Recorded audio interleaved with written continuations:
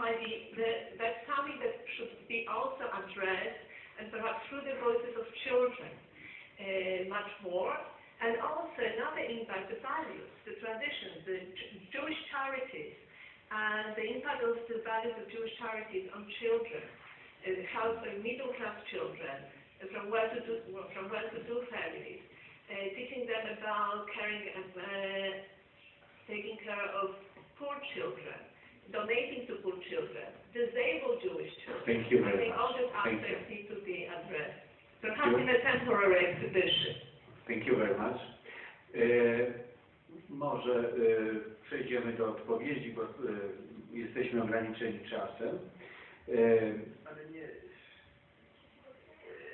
nie miałem specjalnie, nie wiem co odpowiedzieć. Tak, jakiś krótki komentarz czy ustosunkowanie się czy do tego, co było tutaj powiedziane, czy może jakieś refleksje, tak po minucie każdy z Państwa. Może tak, żeby się, może Pan Profesor pierwszy, ja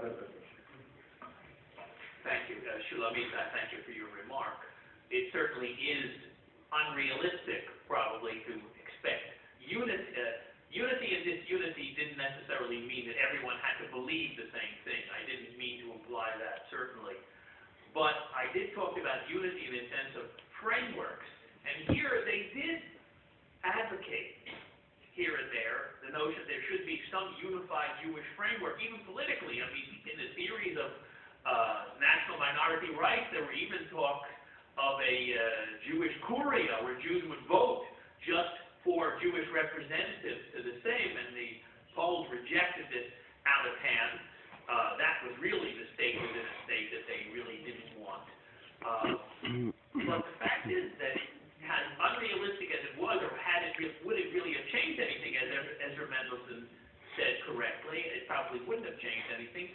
But the fact is there were people who did advocate that notion of at least a unified kind of body and representation and leadership, even preserving still the plurality and fighting and disunity ideologically.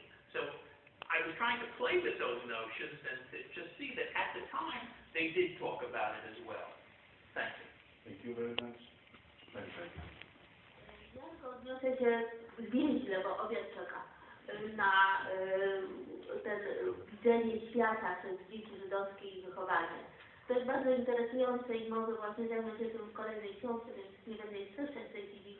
W każdym razie muszę Państwu powiedzieć, że jeżeli chodzi o te dwa czasopisma, które omawiałam, dziennikarz w ogóle nie zauważył, że antysemityczny w Polsce, po polsku nie zauważył. Natomiast czytelnicy małego przeglądu zauważyli i bardzo prosili redaktora naczelnego, żeby przestał pisać o antysemityzmie, bo oni go tak nie zauważają w życiu codziennym, jak i to go w piśmie i ich to nudzi. Więc to jest dosyć interesujące zjawisko i zupełnie odwrotne od tego, czego byśmy się spodziewali. I to tylko. Dziękuję bardzo i Pan Profesor. Bardzo proszę. Yeah, I mean, these are all of the, I take all of these comments about the presentation of anti-Semitism very seriously, and believe me, this was discussed for years and years. I mean, these are things that it doesn't come out of the blue. It may have been overly optimistic on my part to believe that for serious study of Polish Jewish history, for those who wanted to use the museum to engage with Polish Jewish history, that the catalog would then become an important complement. And we do have very substantial writing in the catalog which provides context that some of the exhibits can't. Now, as far as Dmowski goes, I said yesterday in my talk on the 19th century that I think that we have to do some more, we have to tweak the presentation of the 1881 pogrom, and then we have to say a little bit more about Dmowski and national democracy, in part for historical truth, and in part because if we're going to give Poles insight into their own country's history, then this is very important. So I agree with that. Now, that said, the fact is that if you take the exhibit seriously, you could see the quotes from Tubin, you could see the quotes from Smolinski, you could see the quotes from these autobiographies about young people who feel the poisonous atmosphere of anti-Semitism, who want to leave at any price. You see a letter from a student in Lvov University who's been beaten up. You see, if you look for it, the articles from the press, which shows an atmosphere of growing anti-Semitism. Now, the question is, do we assume that the visitor is not going to see that, and do we then have an exhibit with neon lights saying, here is Polish anti-Semitism? That's something that the Museum Council can talk about. But let me just add this. If we want to talk about the atmosphere, and I think, again, there's more of the atmosphere than we're giving credit for.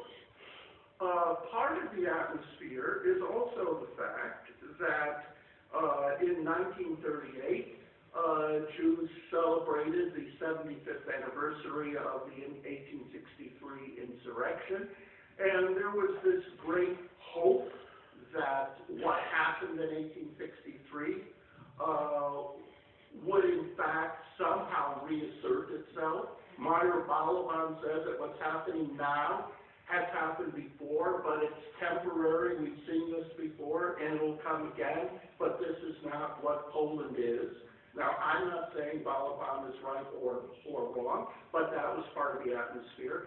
When the Bund won its great electoral victories in 1938, the Bund said that the Polish people will eventually understand that the index have no answer to the country's economic problems, that taking over a Jewish stragan in the marketplace is not going to make Poland a rich country, and the Stronnictwo Ludowe has started to tone down its anti-Semitism. The PPS is becoming more and more popular, so that too is part of the atmosphere. It may sound naive today, but there was this hope raised by the Bund that Polish society was not monolithic and that one could hope for an improvement. And finally, and here I'll shut up, in Heinz in 1939, we have an article that the index are complaining about separate Jewish stalls in the marketplaces in many shtetls because the peasants are going right to the Jewish section of the marketplace because it's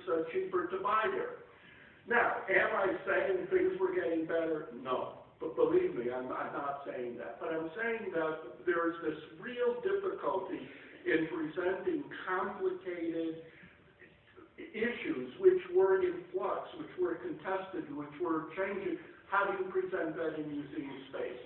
But the question of how to present anti-Semitism is a legitimate question. It's an important question. And I think it's something that the